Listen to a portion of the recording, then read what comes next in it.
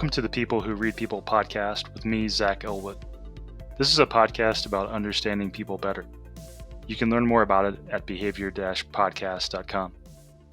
If you like this podcast, please share it with your friends and family, and please leave a review on iTunes or another podcast platform. On this episode, recorded January 4th, 2021, I interview Thomas Pepinsky, a political scientist, whose blog is at tompepinsky.com. I first became interested in Thomas's work when I saw a 2017 piece of his entitled "Life in Authoritarian States is Mostly Boring and Tolerable," with the subtitle, "Americans Have an Overly Dramatic View What the End of Democracy Looks Like." It was an attempt to bring some realism to concerns that many had about Trump-related worst-case scenarios. Thomas wrote a blog in February 2020 that touched on that same topic, and I'll read a little bit from that. Indeed, there aren't very many differences between everyday life under most forms of authoritarianism and everyday life under democracy. For most people, in most cases, life is basically the same. And because most people, in most cases, are not motivated primarily by their politics and going about their everyday life, the functioning of national politics is not a first-order concern for them. Democracies usually do not go out with a bang, they just cease to be. The issues may be clarified with the following thought experiment.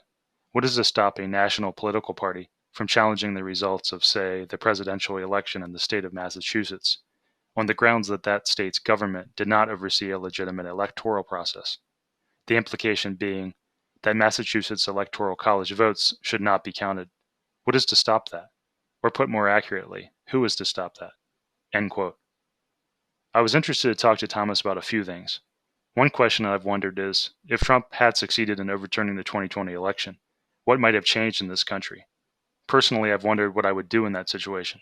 And in order to know what I would do, I'd like to have a better sense of what to expect. So I'm curious what similar scenarios in other countries tell us about those kinds of situations. One study Thomas had worked on was a survey about election legitimacy shortly before the 2020 election. They asked people if they would think the election was rigged if their candidate lost. And perhaps not surprisingly, there were a high number of both Democrats and Republicans who said they think the election was rigged if their candidate lost. Maybe surprising to some, more Democrats said that than did Republicans. So I wanted to ask Thomas about those results and dig into his thoughts on how he viewed such responses. Are such responses really an indicator that a person truly, confidently believes that the election was illegitimate? Or are some of those answers a way to express various degrees of suspicion, anger, and frustration? Now, if you're a conservative listening to this, you might be ready to turn this episode off at this point. Maybe you believe the election was rigged and you don't want to hear people criticize that idea. Or maybe you don't think the election was rigged or aren't that sure about it, but are just tired of liberals acting like these things are a huge deal, or tired of liberals acting as if these things define everything about Trump or Trump supporters. But I do hope you'll give this one a listen. I think you'll actually like this interview. If you've listened to some of my other episodes, you know that I do often examine and criticize some bad thinking and overreactions on the liberal side, because one of my goals is bridge building, to try to get more people to see how people on the, quote, other side are more like us than we know. And I think that applies even for very emotional and divisive topics like this one. And if you're someone who thinks the 2020 election was rigged or illegitimate, I'd be interested in hearing why you think that. Maybe you'd consider sending me the top one or two pieces of evidence that you've seen of the election being rigged. I'd greatly appreciate that, and you have my word your email would be completely confidential. You can send that via the form on my site, behavior-podcast.com. Here's a little more about my guest, Tom Pepinsky. Tom is the Walter F. Lefebvre Professor in the Department of Government and Brooks School of Public Policy at Cornell University, and non-resident senior fellow at the Brookings Institution.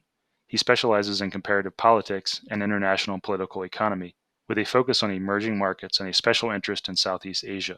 He is a co-author of the book, Piety and Public Opinion, Understanding Indonesian Islam. Currently, he's working on issues related to identity, politics, and political economy in comparative and international politics. You can find his blog at tompepinsky.com, and you can follow him on Twitter at tompepinsky. Okay, here's the interview. Hi, Thomas. Thanks for coming on. Thanks very much for having me, Zach. So maybe a good place to start would be an interesting study that you did in mid-2020, where you studied how people would perceive the legitimacy of the 2020 presidential election depending on whether their candidate won or lost. Can you talk a little bit about those findings and what you found interesting in them? Sure thing. So I'm part of a long-term research project with two co-authors, Sarah Goodman, who's a political scientist at UC Irvine, and Shana Gadarian, who's a political scientist at Syracuse University. And as part of the study, we've been looking at the kind of impact of COVID on American politics and the way that partisanship has become this like very dominant way that Americans think through how they interpret news about the pandemic and how they ought to live their lives. But the other thing about this study is that it's happening during an election year. So we had the thought that to see how far we could push the argument that partisanship determines whatever any American thinks about how politics works. And so Mhm. we asked people, you have to remember the context. This is a time in which President Trump was already preemptively calling into question the legitimacy of the election. We asked people in October of 2020 a simple question, and this question had a random component to it. So I'll explain the two of them. So the question is basically, if President Trump wins the election, how likely do you think that the outcome was rigged? So we asked that question to half of our respondents, and the other half of the respondents, randomly assigned, were given the question: if President Biden won the election, how likely do you think that it would be the election was rigged? And so basically, we asked this question to all Americans. They either got Biden or Trump as the one who won the election, and that was very randomly. And then we looked to see how Democrats and Republicans responded to that question. And it turns out this is basically the strongest finding I've ever seen in my time as a political scientist in terms of just sheer substantive and statistical significance. Republicans were almost certain to think that if Biden won, that the outcome of the election was rigged, but they would strongly disagree that it was rigged if Trump won. And the same is true in reverse for the Democrats. The Democrats already by October 2020 were concluding that if Trump won the election, we would know that the outcome was rigged. Whereas if Biden had won, they would believe that the outcome had not been rigged. And so what we found from this is very strong evidence from before the election had already happened that Americans were already starting to think about the outcomes of the election as themselves a sign of some sort of deeper partisan divide over how elections should be run in the first place. What was surprising, as I said, is just how strong this effect is. I mean, Mhm. these are enormously statistically significant, and substantively the differences are quite large. What's interesting about this, and I should mention, is that we focused on partisanship in this book, but we're also plainly aware of lots of other things that differentiate Americans. And so when we look at the differences between Democrats and Republicans, I'm also controlling for a whole bunch in those differences. So you can do this analysis controlling for what state the respondent lives in, how old he or she is, race, income, education, social class, anything that you want, how urban or rural they are. And none of those other factors, first off, none of them matter that much. I mean, it's really about partisanship. But more importantly, accounting for those factors does not change the fact that this is essentially a partisan difference in the perceived legitimacy of the election that depended completely on who the hypothetical winner was going to be. Mhm. And was that surprising to you, the result, or was that expected? I would not say that it was surprising. It was very distressing, though. I think that for many political scientists, I think most political scientists in the United States in particular have long viewed that at least elections themselves, the results of them are legitimate indications of the amount of support that falls to one candidate versus another, and then cranked through the Electoral College administration. So whether or not one likes the outcome, Americans have long agreed that the outcome is the outcome. The outcome is legitimate. It's not one that they support. It may not be one that they find compatible with their vision for what America ought to be, but it is the outcome. What we discovered in these findings is that Americans, at least in our survey, are fairly strongly divided about whether or not it's even legitimate for the other side to win. Hmm. Yeah, in the 2016 election, there were surveys that showed like a third of Hillary Clinton voters considered Trump's win illegitimate, and Mm-hmm. so yeah, that wasn't that surprising to me because I would have expected that number to rise in 2020. And obviously, Trump promoting those kinds of views too is not surprising that there's a high amount on the conservative side. But you talk a little bit in your paper, I think, about there's some ambiguity there in terms of what people mean when they're willing to say on a survey that the election was rigged, because that can mean many things. For Mm-hmm. example, not everyone who is capable of putting that down on a survey means precisely, I believe there is strong evidence that the election was rigged. And not everyone who says that is thinking, I'm willing to go fight in the streets because I'm so certain the election was rigged. And for some Trump supporters I've talked to about this topic, they'll admit that they don't have good evidence, or they'll admit that even if there was something weird happening, that it might not have been significant enough to make a difference. And so really what I found in talking to some Trump supporters is that they're really just expressing doubt and suspicion of the other side in a lot of cases, Mm-hmm. which is interesting to me because you can see that kind of dynamic on the left too, with the distrust of the 2016 election, for example. A little note here: if you're curious about the reasons why some people view Trump's win as illegitimate, on a previous episode I interviewed Jennifer Cohn, a lawyer who's been trying to raise awareness about election vulnerabilities since 2016, and who thinks there's a good chance the 2016 election was not legitimate. Personally, I've seen no good evidence that the 2016 election was not legitimate. I've seen no evidence that the election was hacked or that it was significantly influenced by outside forces. Regarding Russian propaganda, I think a lot of the views about Russia's influence are overblown, or at least there's not much evidence that should lead one to be certain about how much of an impact they had.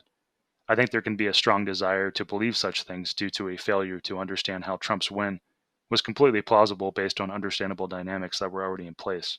For example, the polarization that has been increasing for decades, or how his win could be seen to be resulting from real frustrations that led to many having a desire for a populist leader. Some of the same frustrations, in my opinion, that led to wide support for Bernie Sanders, another populist leader who, if you didn't know, has also been outspoken in the past about wanting to reduce immigration in order to protect American workers' income. In short, I think a lot of liberals desired some powerful and villainous scapegoats because they couldn't understand how someone like Trump could win. The extensive hype about Cambridge Analytica is another example of this, in my opinion. Many people think that Cambridge Analytica pulled an amazing advanced feat in manipulating American voters with digital marketing magic, but there's just no good evidence they did that much. And previously on this podcast, I interviewed political scientist Dave Karp about that. In short, he talked about how it was likely that Cambridge Analytica didn't do anything that impressive, and all the breathless pieces about their influence are largely due to us just falling for their marketing hype. And he discussed how political science has shown how political advertising generally doesn't have much of an effect. If Trump had won the 2020 election, I think the perceptions of illegitimacy this time would have been more around things like gerrymandering and voter suppression. But if you're someone who cares about the stability of our country, I think it's very important to draw a big line between things that are done legally and things that are done illegally. With regards to gerrymandering, I haven't looked into it that much, but my perception is that Republicans do more gerrymandering than Democrats. But Democrats also do gerrymander. To pick a random article, there's a Washington Post article from 2021 that reads, "People say they hate gerrymandering, but that isn't stopping Republicans or Democrats this year."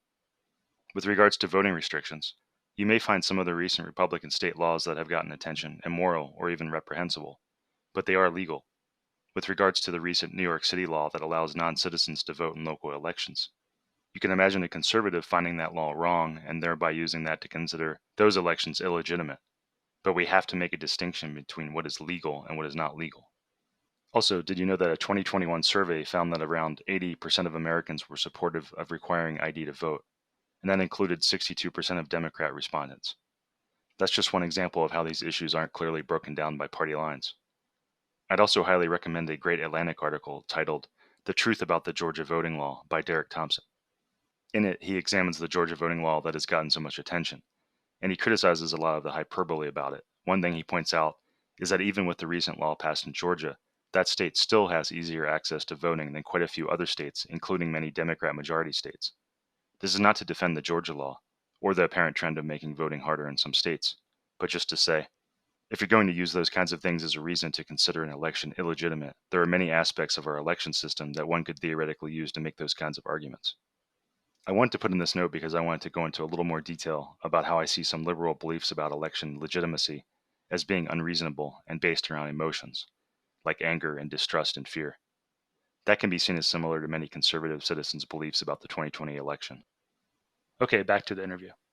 Can you talk a little bit about how you see a lack of nuance maybe in the public's perception of these dynamics? Because it feels like there's a flattening of perception where it's like the other side is by willing to say that on a survey, they're as bad as the worst people who committed an insurrection, or that, things like that. That's This right. kind of flattening of perception. That's right. No, so the we have to be very careful to figure out what we want to learn from a survey such as the one that we did.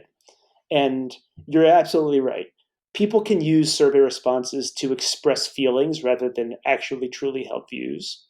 And they can use surveys as an opportunity to voice their frustration, or to kind of take a stand on where they view themselves in the context of American politics. But those are not the same thing as saying a election which is illegitimate is something that calls for an insurrection. And we know that most Americans did not participate in the insurrection on January 6th. We shouldn't conclude that just because Americans are that divided about what the legitimacy of elections, that they therefore would adopt the most serious response to this. Mm-hmm. But on the other hand, so let me take a different perspective here. Really, the core thing that elections have to do, the really one thing that recommends elections over other ways of determining who runs your country, is that it is a procedure that we follow and we agree to respect the results of it. If elections didn't have that quality, I'm not sure why we would defend them. Think about it this way.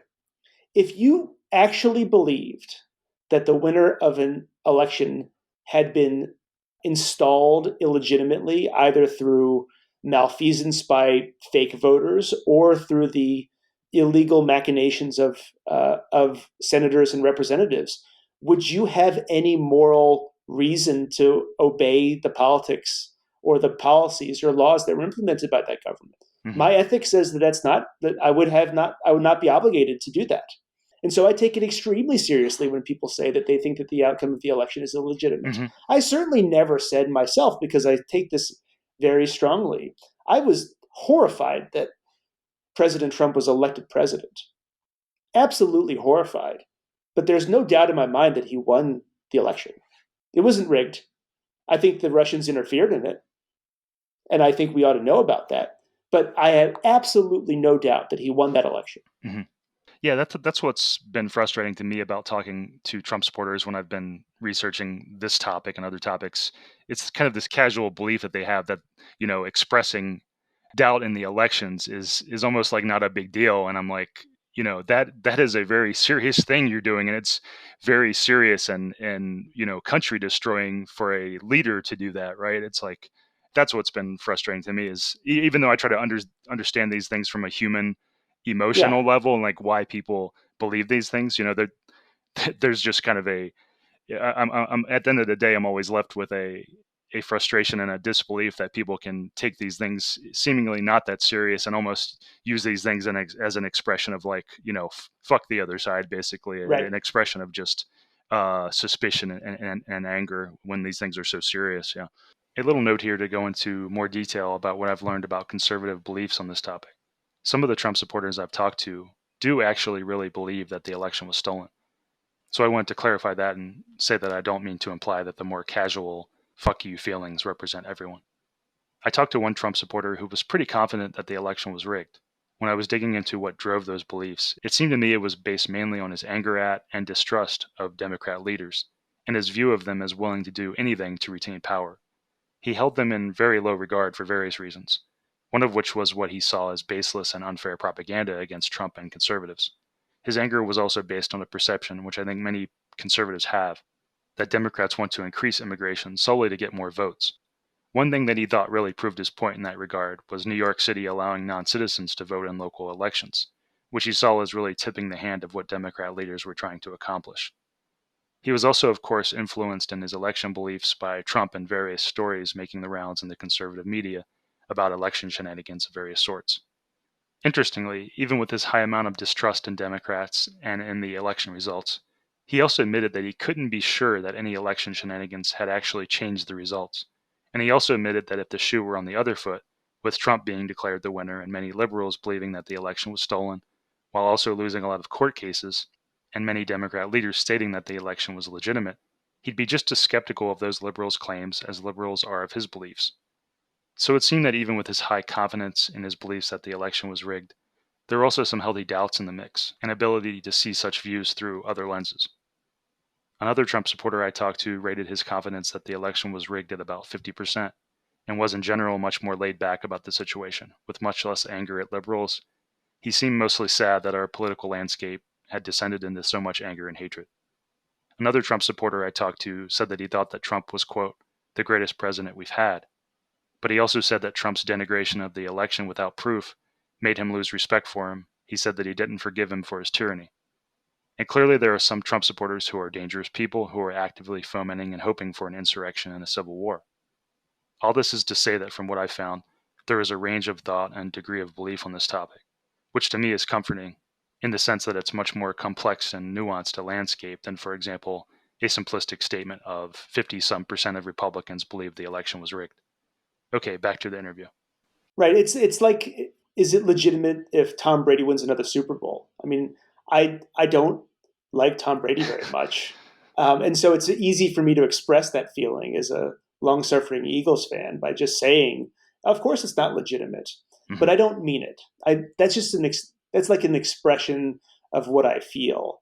What we don't have in political science or any of the social sciences is a really good way to move from those expressions on surveys to the actual decisions that people will make. We just don't have a great way to translate from what I think is a very clear expression of a psychological orientation or partisan disposition to, for example, the willingness to act. What I want to know, which I don't know, and our surveys are just not going to be able to tell us this, is I want to know what percentage of people who hold that belief would take up arms to fight for it. And I think that we ought to know the answer to that question. In my most depressing moments, I think, what happens if the 2024 election is conducted in a way that I actually don't think is legitimate? My, will I put my money where my mouth is? Or will I wake up the next morning and make breakfast like I do every morning, get a coffee, and then think about what I have to do that day? Yeah, I want to come back to that idea. First, I wanted to say I saw a really interesting thread on Twitter by the political researcher Thomas Zaitzoff, and he was making some great points about how these views that the other side is very dangerous or that we're on the verge of a civil war, which seem, all over the place these days. He was making the point that some of these are based on questionable or debatable studies and ideas or debatable perceptions of such things. For example, he cited research by Joseph Mernick that showed that belief that political violence was justified was based largely on perceptions that the other side believed political violence was justified. So it would seem that there can be this kind of like dynamic where by journalists' articles covering these polls and surveys in unnuanced ways can influence, that those things can then be shown, framed in certain ways, extreme ways to one side or the other. And so you have this amplification dynamic, going back and forth, sort of like how polarization dynamics work in general. And Thomas was making the point, and other people have made the point, that taking the worst case framing of these things is leading to, making the worst case scenarios more likely. And I'm wondering if you have any thoughts about how those dynamics work. I think Thomas is right about this. The asterisk behind that statement is that I don't know how worried one ought to be. As I said, I don't know how to translate the findings from surveys into predictions about the future. I think that most Americans still don't care that much about politics, and I don't know what to do. I also think it's irresponsible to not report what we find, and I think we ought to report it in ways that are honest to what we found and the limitations of interpretation. But because I've only been working on this particular question for the past 5 years ago, we're entertaining hypotheticals that hadn't been entertained in a long time. We don't have like long time series evidence to know how common was it for people to say these sorts of things. So I don't know, for example, what percentage of Republicans thought that Bill Clinton's election in 1993 was illegitimate, or 92 election, 93 inauguration. We don't know. I don't know how widely that was felt. So it's hard for us to benchmark how bad the news is. But if you continually tell people that they hate each other and that the other side is irrational and unreasonable, eventually, if you really believe that, you'll have to start acting accordingly. So the way that this shows up to me is when I look at lawn signs. So I grew up in Harrisburg, Pennsylvania, and I recently drove with my family from Harrisburg to Ithaca, which goes through majority Trump territory until like the last 3 miles. And the lawn signs that I saw, that my daughter dutifully read out loud, the sweet little girl, Joe and the Ho, how to go, fuck your feelings, not my president, flags flown upside down as if we're being occupied by hostile force. Mm-hmm. Do these people believe that? If they do, they should murder me if they encounter me. I hope they don't believe that, but if they do, I mean, I'm sure they're armed and I'm not. I don't know how this ends. Yeah, that's the weird thing too, is almost this, trying to have it both ways thing of, it's like we believe the election is illegitimate, or a lot of us do, but yet don't, the idea that there would be an insurrection is unbelievable, and don't try to say that we would do that. That was Antifa. It's like trying to have it both ways in terms of like, we believe this horrible thing happened, but don't you dare say we would do anything untoward about it.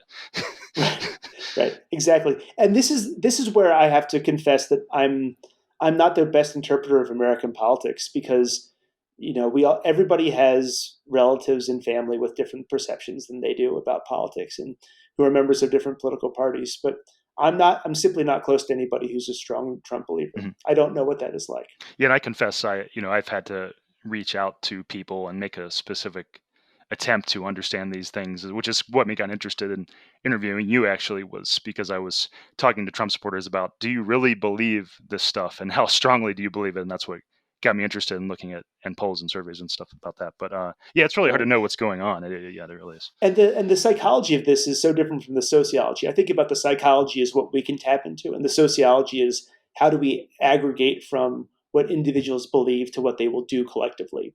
And that, I guess, is the part which, as I said before, we just don't have a great sense of how to translate the psychology to the sociology, or to see how they interact. And that's what that's part of my interest in the social media impacts too, because I just see social media as an accelerant. It's like a gasoline on the fire kind of thing, in my opinion, where it helps account, I think, for why these things could more easily reach ahead and reach ahead more quickly than they would have in pre-internet days. Yeah. So you've studied a lot of democracies that fell apart, and mostly in Asia, is my understanding. And is my understanding correct that widespread distrust in elections across the board is a key component, maybe a necessary component, of democracies falling apart? Do you have many opinions on that? Oh, sure. So it's not a necessary condition, but it might be a sufficient condition. By which I mean, there's lots of ways that a democracy can collapse. There's lots of ways that it can fall apart. And a lot of those ways come from, in the context of wide agreement of the outcome of an election, but a small minority of people who don't like it. I'm thinking of the recent democratic reversal in Myanmar, or Burma, as an example of a election I think was widely viewed as legitimate in its outcome, but the junta couped anyway. So you can get democratic decline a lot of ways. But I do think that widespread distrust of elections, like honest widespread distrust of elections, really undermines, as I said before, the core point of why we look to elections. I'm taken by the position that elections don't reveal the true soul of a country. Elections don't tell you what everybody really believes. They don't do any of those things. What elections do is they allow us to agree to disagree peacefully over how the country ought to run. And if we don't agree to disagree, then we have to fight about it. Mm-hmm. And that, I think, is what I see as the downside risk for the United States right now. Mm-hmm. And the example I look to, and this will sound like a crazy example for American listeners, given how crazy the politics is there. But the best example I can think of is Thailand.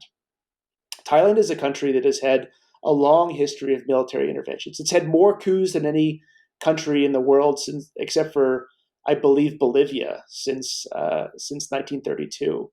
And so it's a deeply unstable electoral system, and is currently run by a military junta, so not a democracy at all. But the reason why the military keeps stepping in is because Thai people are just fundamentally divided about what happens when their side loses an election. And there's one side that simply cannot write an electoral law that'll allow them to win. and another side that will win any election that allows basic full suffrage rights for all Thai people. And so the one side that doesn't win is correct that their side will never win an election. And therefore they are willing to tolerate other ways of gaining political power. And that's what I see as the risk in the United States. Right. If you don't agree to listen to the outcomes of elections, then there is some other way you're going to decide who's in charge of your country. Yeah, you said something important, I think, where the role of democracy is not to accomplish things that you think are right, things that it's not implying some continual march of progress. Democracy is just about preventing, solving conflicts peacefully. And I think that misunderstanding on Right. both sides, when I've said this to liberal people, some people get angry, and it's almost like they can't accept that democracy means that things that they consider bad can happen, when in my mind democracy is just basically a might makes right kind of system, or majority rules system. It doesn't, there's lots of bad things that can happen under democracy, even apart from democracy falling apart. But yeah, I think that kind of idealistic expectation of democracy is on both sides too. I would say it's across the board. As a country becomes more emotionally polarized, they're less, the things that used to be kind of standard political wins and losses and didn't have emotion attached to them, they all take on this emotional good versus evil. We can't stand to let the other side have a victory of any sort. They all start to take on that kind of feeling. Yeah, that's right. And I would emphasize that people will even define democracy in ways that that rule out the outcomes that they don't like. And so they will say things like, well, if America is economically highly unequal, then that can't be democratic, because democracy can't be associated with inequality. I think there's a lot of things that we should care about that aren't democracy, inequality being one of them. But a fairly narrow and minimalist conception of democracy is a procedure that is widely agreed upon about how to allocate the authority to make laws without having to fight about it. Is actually that's an amazingly valuable thing. And people will tell you that that's not that big of a deal. And these are people who have never lived under an authoritarian regime. Well, yeah, you're getting to the point of it. There's two meanings in how people widely use the word democracy, and one is just a dry form of government description, and the other is this idealistic meaning of everyone has a say and everybody's equal, etc. And I think the blurring of those two concepts, those two definitions, is part of the problem in terms of the ambiguity and confusion around how people talk about democracy. And I think that might play into. I had a question about the muddying between democracy and authoritarianism, because it seems like there's some ambiguity there too in the way people talk about it, in the sense that they'll describe what seems like a democracy, or mostly democracy, as having authoritarian aspects. Mm-hmm. But it's clearly you can have a fully functioning democracy that where many people agree to implement authoritarian aspects, right? So there's this overlap where there's nothing stopping a democracy from passing horrible legislation and things that are authoritarian in nature. That's right. I mean, I guess this is another interesting area where psychological versus sociological aspects of our concepts become really important to disentangle. Because I view there's like two ways that people use the term authoritarian. One is to describe a system of government, a property of people interacting with one another. And another is to describe a set of values that individuals hold. So people talk about authoritarian personalities versus authoritarian regimes. So it's almost similar to how people use democracy in a way, right? That's right. So the two different, yeah. And so people will talk about an authoritarian regime as being a regime that's run by authoritarian people, but that's not right.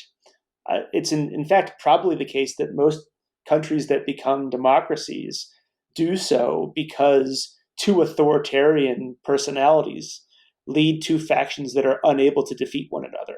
And so they innovate for themselves an agreement rather than fight about it openly, to adopt a procedure that allows them to have a peaceful chance at gaining power, with the loser agreeing to wait till the next election to try to have their say again.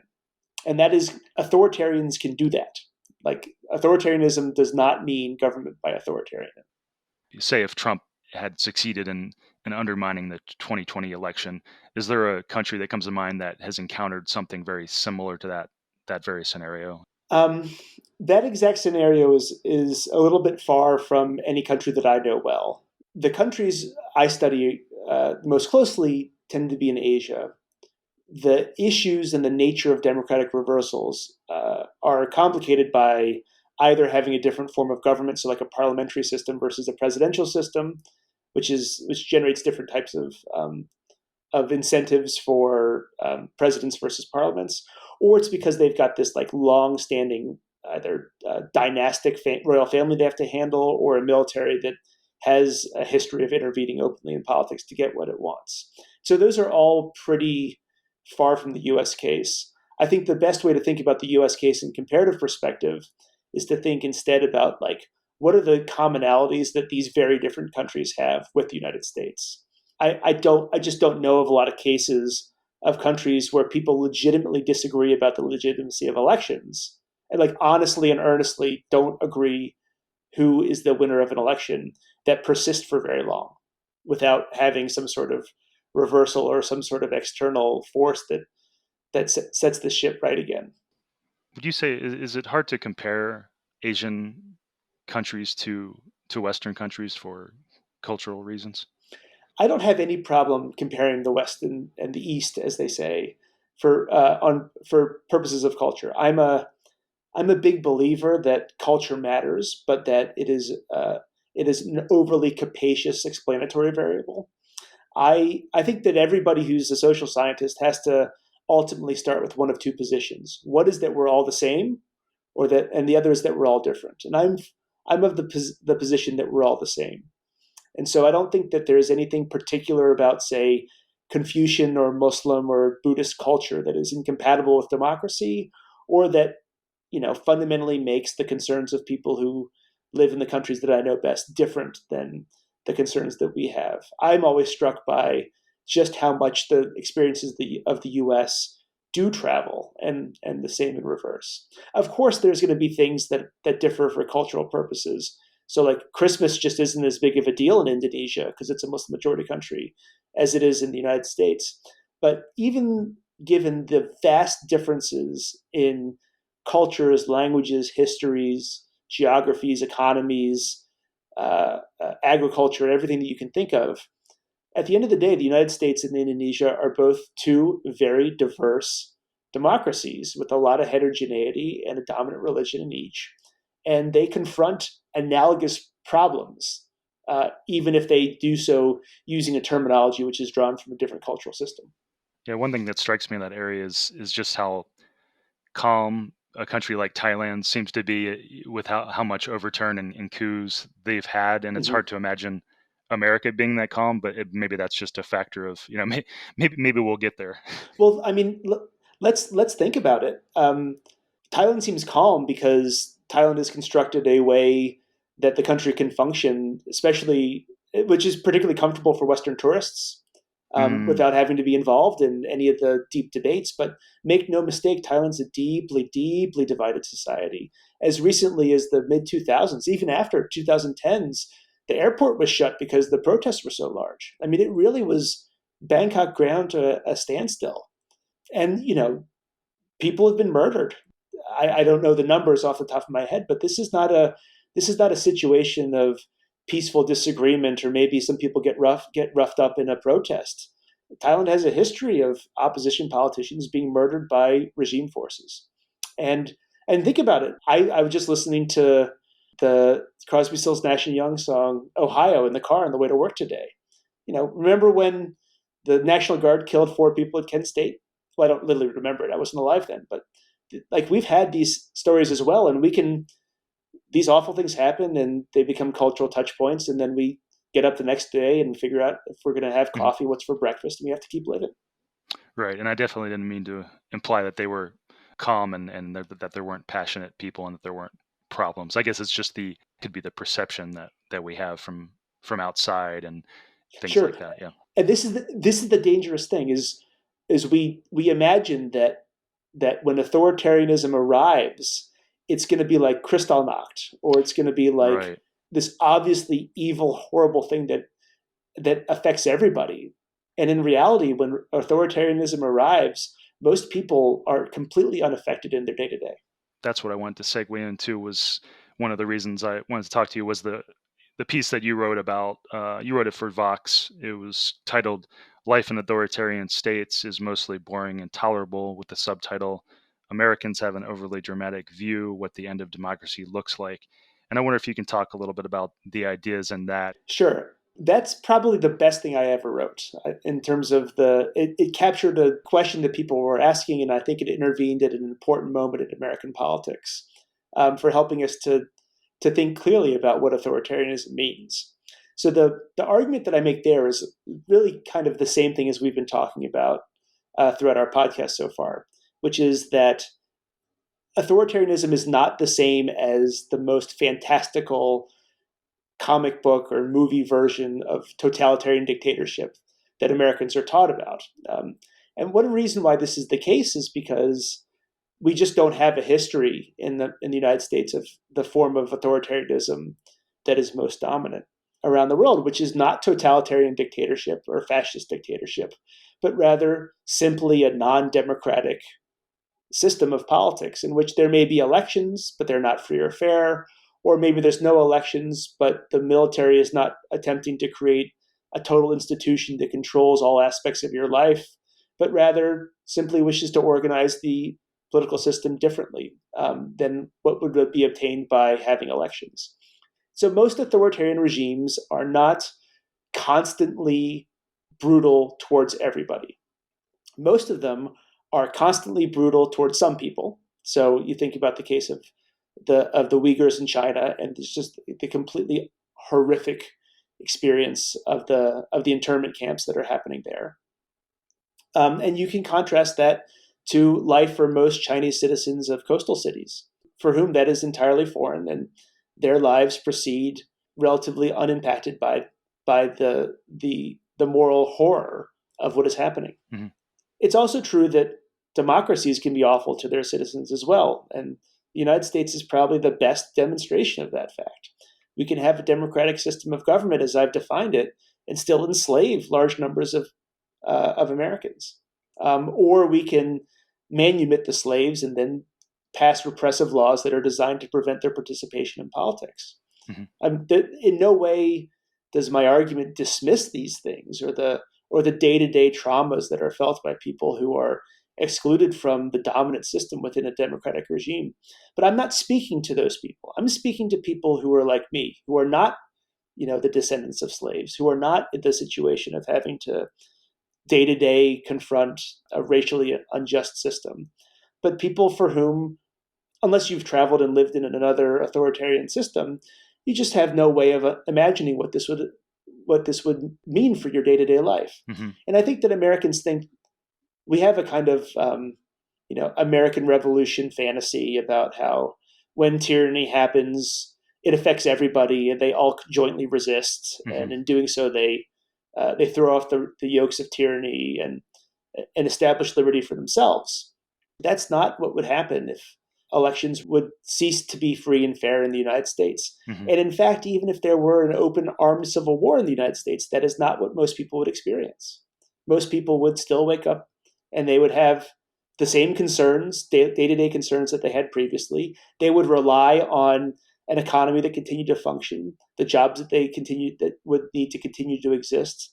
Their expectations about how their days would go would not be changed very much by authoritarianism. It's not like a situation such as the Soviet collectivization of the farms, where every farmer has to give up their farmland and move to a collectivity and rearrange every aspect of their daily life.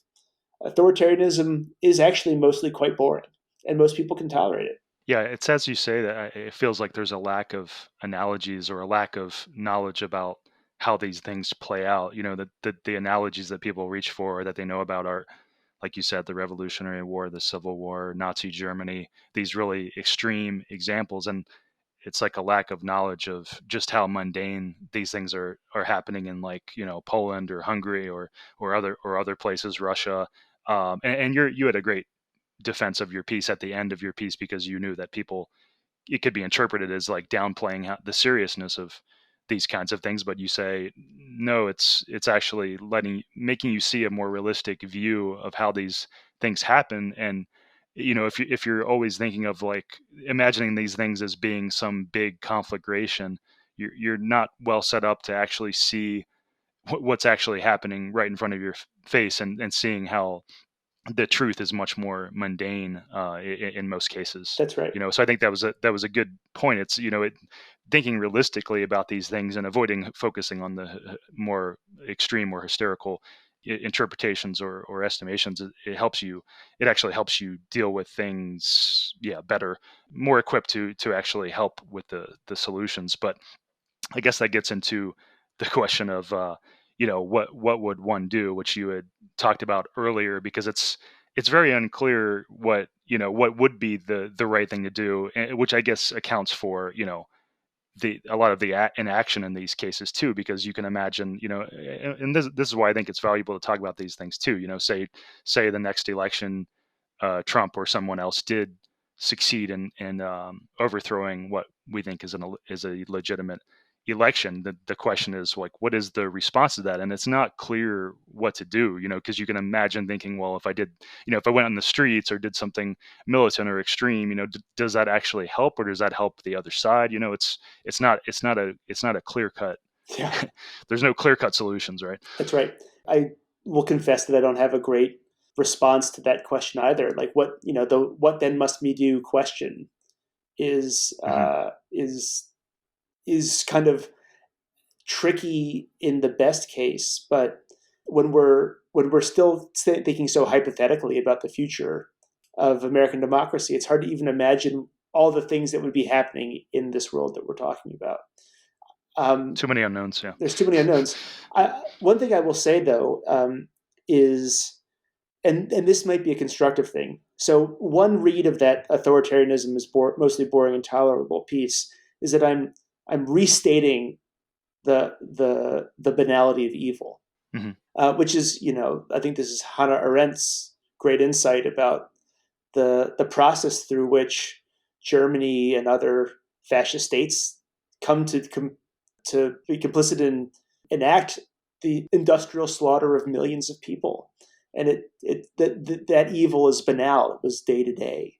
I don't think of our problem as confronting an evil in that way, although I do worry about the rise of anti-Semitism and the plainly anti-Semitic philo-Semitism that I see in some corners of American politics. The really disturbing thing about life in most authoritarian states is that most people aren't evil, and those things that are happening aren't evil, and they're not for evil ends. Not really. They're for things that you don't agree with. I take the example of Malaysia, which is where I was when I was writing that piece. That's the country that taught me about how tolerable and boring life in an authoritarian regime can be. The main policy disputes are not about murdering people. They're not about the legitimacy of minorities to exist, live, and thrive.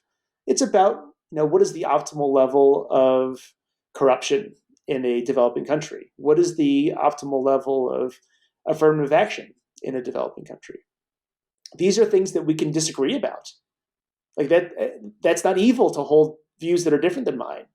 It's a mistake, right? It's a policy disagreement, and that fact makes the banality of authoritarianism even more hard to worry against. Because if you're waiting for somebody to say, if you think that your opponents are going to announce that they're going to do terrible things so everybody knows how terrible they are, you're definitely wrong. Mm-hmm. That's not how it's going to happen.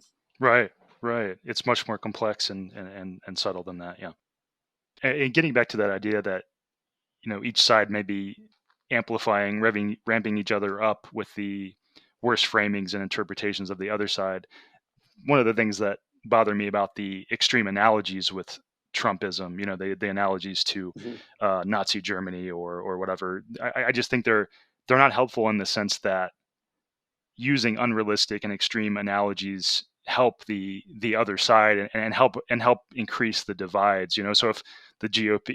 If a average, let's say a black Trump supporter hears those kinds of analogies, or a Jewish Trump supporter hears those kinds of analogies and just views them as completely hysterical and unreasonable, that makes them more likely to continue supporting Trump because they view the other side's objections as unreasonable and extreme. So that's one of the reasons I try to inject some nuance, which is not often appreciated. Nobody likes that about nuance, these things. but I think you're absolutely right. I think you hit the nail on the head. If we think the very worst of our opponents, like the very, very worst, then who can blame them for thinking the worst of us? At the end of the day, consistent with what I said before, I think that we're all basically the same. We have the same basic psychological makeup. We have the same basic psychological needs. We disagree about things a lot, and we hold different identities, and that's fine. Like, democracy has to allow those things to exist. But you're right. If you think that the problem of the Trump administration was that it was laying the groundwork for a Holocaust, then you are mistaken. That is not the reason why that was, to my way of thinking, a government that I certainly didn't support and was happy to vote against. If I really did believe that they were laying the groundwork for a Holocaust, I think that I'm morally compelled to take up arms against it. And that I don't is pretty good evidence that I believe that it's actually a much more mundane concern, which is we shouldn't prevent Black people from voting in the American South in order to protect tax rates for large corporations. And similarly, if you're a conservative who perceives that liberals think that you're a Nazi, that can really derange your perceptions of what to do.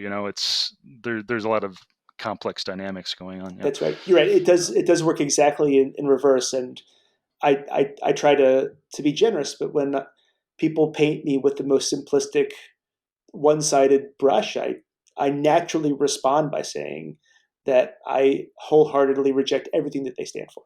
Yeah, it gets back to these basic, out-group versus in-group dynamics of perceiving the other side as completely monolithic. I mean, to me, when I think about these polarization dynamics, it all comes back to this perceiving the other side as this monolithic group of people that all are as bad as the worst person in that group, and perceiving your side as this diverse, ideologically diverse group and we can forgive them their faults because they vary so much. It comes back to these very basic dynamics. That's right.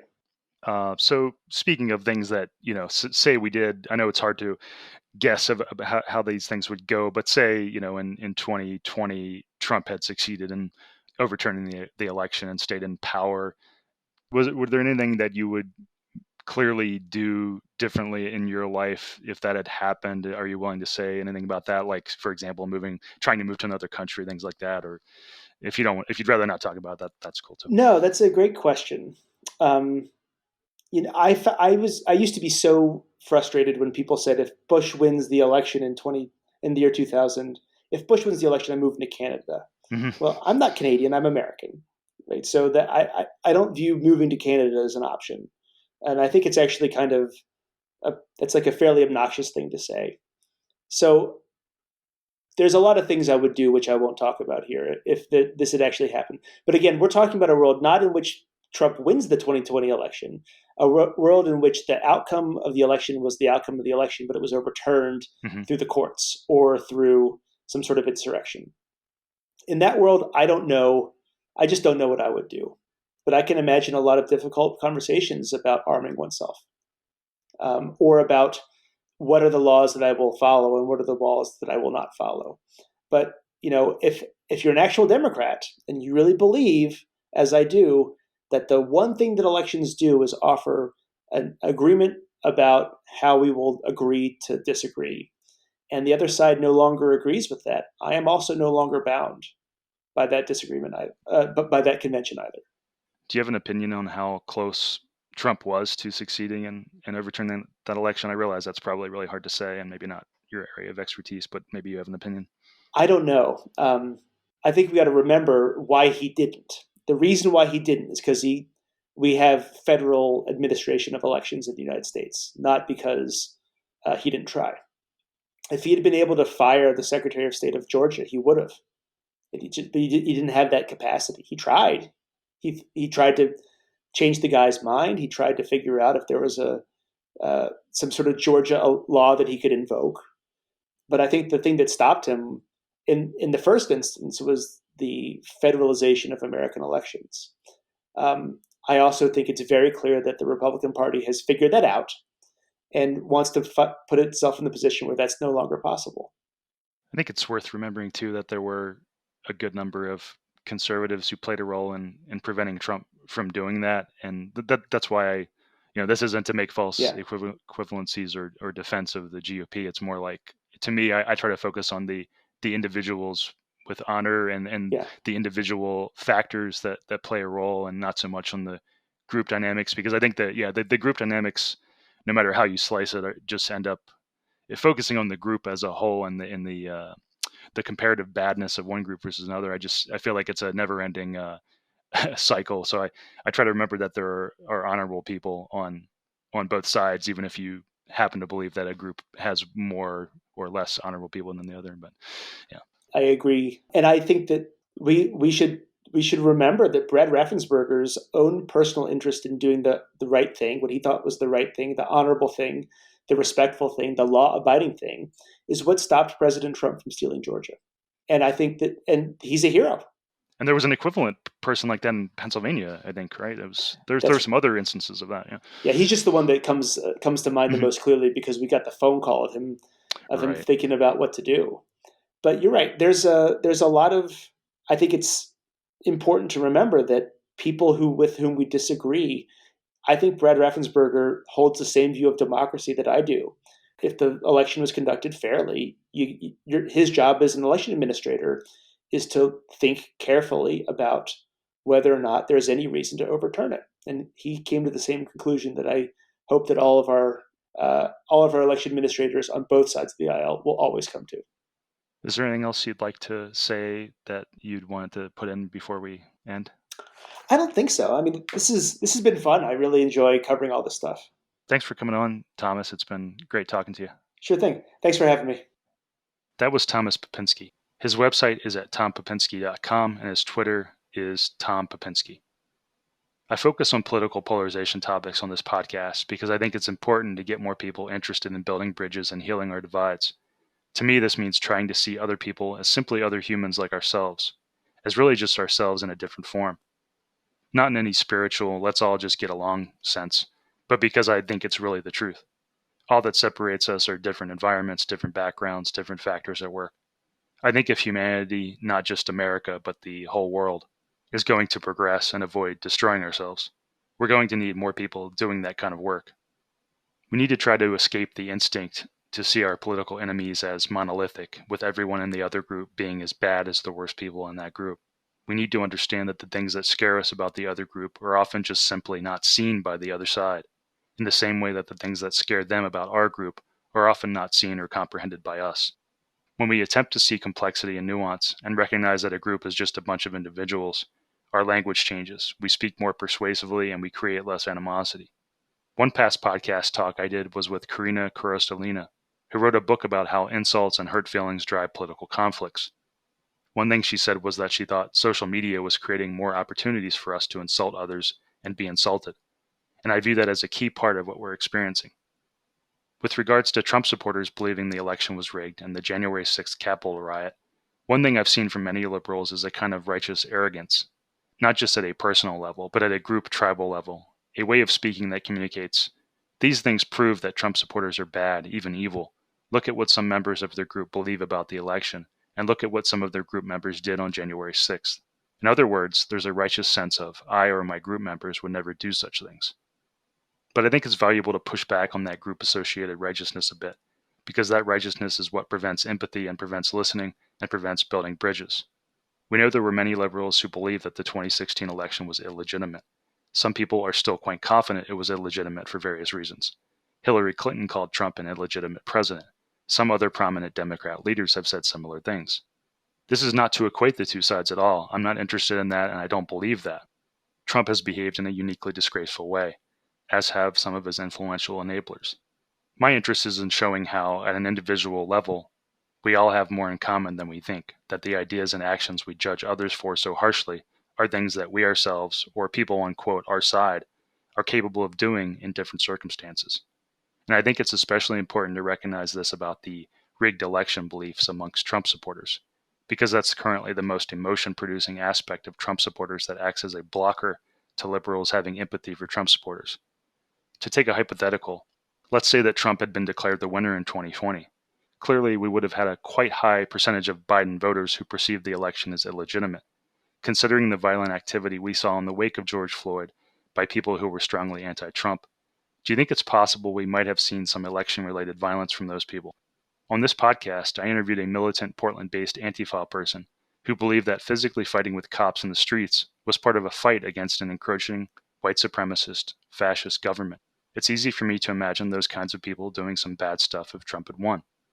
It's also easy for me to imagine people who weren't extreme at all doing some bad stuff if there had been a big protest in DC, because mobs tend to take on a life of their own.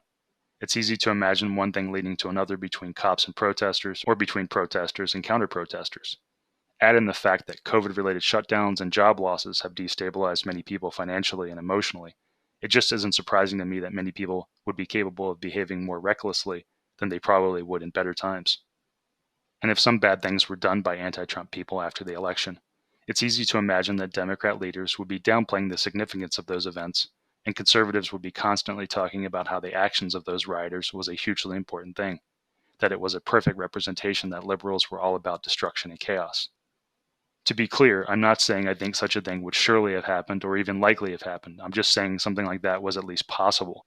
And I'm definitely not saying if it did happen that it would have been directly equivalent to what Trump supporters did. For one thing, I don't think there's anything like Trump on the Democrat leader's side who would rile up such ideas in such a major way. My goal is definitely not to say both sides are equal or to imply that the Capitol riot wasn't a big deal. My goal is just to examine things at a human level. I'm saying that being able to see how we, or people on our side, are not perfect and are capable of behaving in some bad and extreme ways, recognizing that truth can help us lower our group-related anger. It doesn't mean you still can't be mad at the people who are doing bad things. For example, it doesn't mean you can't criticize Trump's behavior or the behavior of influential people who promoted rigged election narratives. It doesn't mean you can't work hard for what you believe politically. But it means trying to see how our fellow citizens have reasons for what they do, for what they believe, just as we do. At the very least, we can try to see how there are many people who are easily deceived, no matter their political views. And maybe that's actually a reason to feel bad for some of those people and not to hate them. In short, this stuff is complicated, and if I accomplish anything with this podcast, it's to get some people thinking more about the complexity around us and the value of having some humility and uncertainty about other people. This has been the People Who Read People podcast with me, Zachary Elwood. You can learn more about it at behavior-podcast.com. If you think I'm doing something worthwhile or even important with this, please consider sharing some of my podcast episodes on social media, and please leave me a rating on iTunes, which is the most popular podcast platform, so it's the most important place for me to receive ratings. Also, I make no money currently on this podcast, and I spend a good deal of time on it, so if you do like this, consider donating to my Patreon, which is at patreon.com/Zach Elwood, ZACHELWOOD. My Twitter is at @apokerplayer. Thanks for listening. Music by Small Skies.